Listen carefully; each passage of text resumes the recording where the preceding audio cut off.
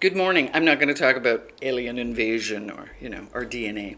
This is just a brief story, and it just, to me, it highlights uh, our so-called healthcare system anywhere. So Panama's healthcare system is really, it's a U.S. style.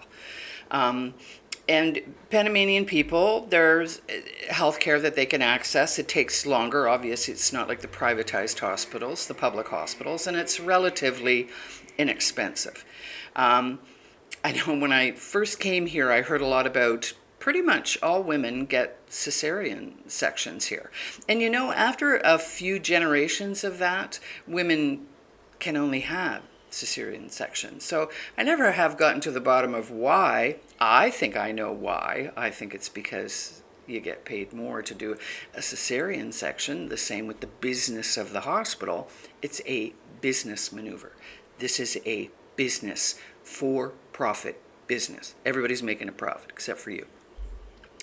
And in the not so distant future, gallbladders were a big thing. We're going to take everybody's gallbladder that comes in with gallbladder pain. We'll just take it out because it's, kind of like the appendix. It's not necessary. Yeah. It wouldn't be in there if it wasn't necessary for something. Usually it's people that drink a lot of alcohol, pancreatitis, and pancreatic problems too. Remember, these toxic things that you're putting into your body affect certain organs. That's kind of an aside. So this is a brief story about my friend. She's a Panamanian friend of mine, middle age, had the arm dart, only two, will never have any kind of arm darts again, and then started to experience problems in her reproductive organs. Now, it could have been that I don't know this, if she was on any kind of birth control pill before that, I don't know. She's an older woman, she's single, she had children. I don't know that. I know in my case, I believe that that's what gave me these tumors, the same kind that are in the muscles of the uterus, right? They're estrogen dependent, and they grow quite large. So she had these large tumors, these benign tumors that are made of muscle.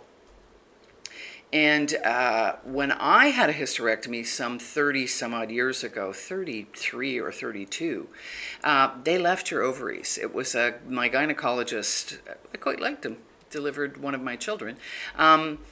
He was old school. So hadn't been totally captured by the pharmaceutical industry at that time. I mean, they were captured, but not totally captured. So they knew that the best way, if they were going to take the uterus, was to leave the ovaries, because then you would not go into instant menopause, right? You would slowly. I have to tell you, I don't remember going through menopause. I don't remember it at all. I had no hot flashes, nothing untoward. But I was a die-hard exerciser, and I wasn't doing lots of toxins. Around the same time I had the hysterectomy was I started, getting off all the, self-sabotaging substances and started working out and going to the gym. So my friend is having this done in June. I'm thinking they're going to do the same thing. So then I go to Canada, and then upon my return, she's not in very good shape. I mean, she's healed very well from the surgery itself, but mentally. And I was like, what is going on? She couldn't sleep at night. She's feeling hot throughout her whole body. It was a fever, right? Because I hadn't seen her and I hadn't talked to her. Just all of these symptoms, and felt like she was going crazy. So then I asked her, did you have like a total? It's called a hysterectomy with an oophorectomy, but it's called a total. And she said, yes. Well, they've taken her ovaries, so she's in full-blown menopause, right? And no one told her. No one told her not an ounce of health teaching about what this would do to you, what maybe the need for hormones now, synthetic hormones from the pharmaceutical industry, a full-time, lifetime member. And of course, we're back and forth. I helped her because she can't get on the bus to get into town, to get into the clinica, because you got to go see a doctor's visit. So the doctors they give her one thing. It doesn't work very well, some hormone. Then she goes back again, gets another estrogen, just estrogen, not a mixture, right, of estrogen, progesterone, and testosterone. There's all kinds of stuff in there that naturally our body makes. Doesn't work, right? And so now she's she's terrified she's going to lose her job. She's got to get back to work and she can't sleep at night. So then she gets anti-anxiety drugs, benzodiazepines. Then has to go back again and goes on this different type of mixture of hormones. And hopefully that works. But you know what? The whole problem could have been avoided if they had left her ovaries. They don't care about you. They look at you as a machine and that they don't even now. And I can remember in the emergency department, I was very lucky because the role that I was in allowed me to connect with people and do health teaching. That was my whole role. Throughout my whole career, it's been health teaching because my focus has always been to keep people out of that system, right? The government, before they started killing them, which they're doing now with MAID, wanted them out of their healthcare institutions, right? Because these were the ones who were at risk for having long stays in their businesses. Because hospitals everywhere in the world are businesses. They're run on a business profit model. You're the commodity. The more expensive technological things that they do to you, and the worse your health outcomes, the better, until you die and get old, and then they don't want you in there. And that's from somebody that worked in the system. So they've basically, to this poor woman, did this to her, supposed to help her. And in essence, yes, these tumors are gone, but now you've left her in full-blown menopause. Do you know that some women, I've worked with them, have psychotic breakdowns when that happens because of many factors, right? That everything maybe was not balanced very well before that. There might be issues that people have repressed in their programming, fears, all kinds of stuff. And when these hormones, which are communication tools within the body, they communicate something. They're on feedback loops in our body, right? Doing that to people is not right. It is for profit. So I know that there are many, many, many problems since the DART with reproductive organs, both male and female, but this is female. So I'm thinking there's probably a lot of hysterectomies, not even just from the arm dart, but from the plastics that we consume everywhere. They're loaded with these endocrine disruptors. Even the shit in you, fucking shit in you, I'm antibacterial. And no, it's going right into your body and destroying it. Right? Making you unable to fight different things. It's causing increased estrogen in both men and women. Hence the man boobs. That's estrogen, these estrogen mimickers, right? And it's the estrogen mimickers that can worsen breast cancer or even bring about breast cancer in women.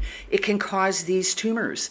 When I was young, I was on very, very high estrogen birth control pills, right? And that's a whole different subject, right? But I am assuming that many, many people are having hysterectomies with oophorectomies, and nobody's telling them what's going to happen to them after they have this, and then they're going to be a customer of big pharma and synthetic hormones for the rest of their life.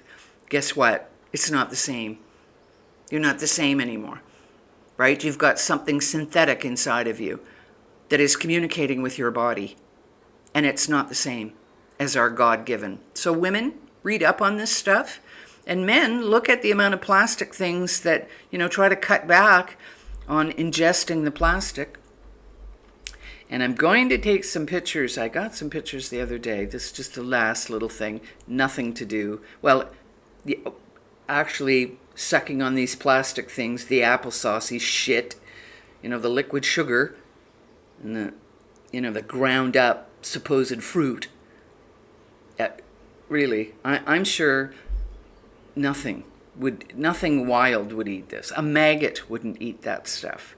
And the fact that they're in this thick plastics, they've got endocrine disruptors going into little children, and child speed, which is carbohydrates. They all break down to the same thing. I said this the other day. It doesn't matter if you're eating broccoli, a peach, an apple, a chocolate bar, a donut, oatmeal, which is not good. If they're saying it's good, it isn't good. It's not meant for human consumption, right?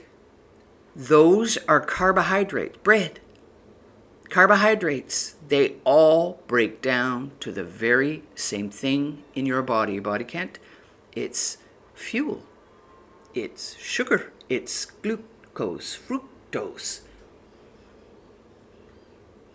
So when you're feeding your children that, you are poisoning them with sugar and making them have symptoms of, these attention deficit disorder, which isn't.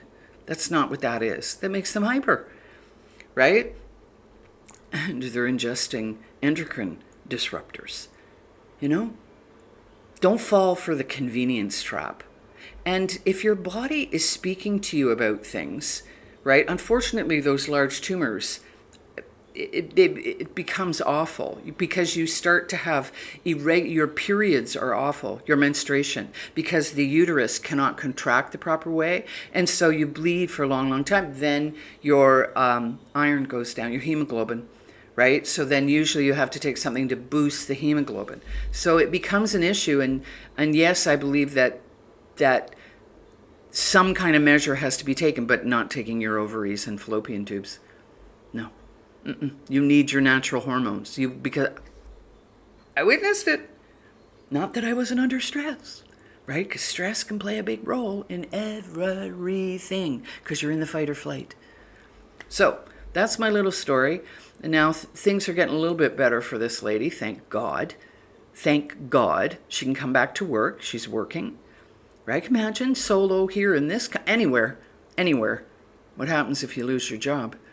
Right? With high unemployment, do you think people, So take care out there. Don't trust the guys in the lab coats. They're not to be trusted. I'm not saying they're bad people, but they're indoctrinated, right? They are taught a certain way and some omnipotence mixed in there, right?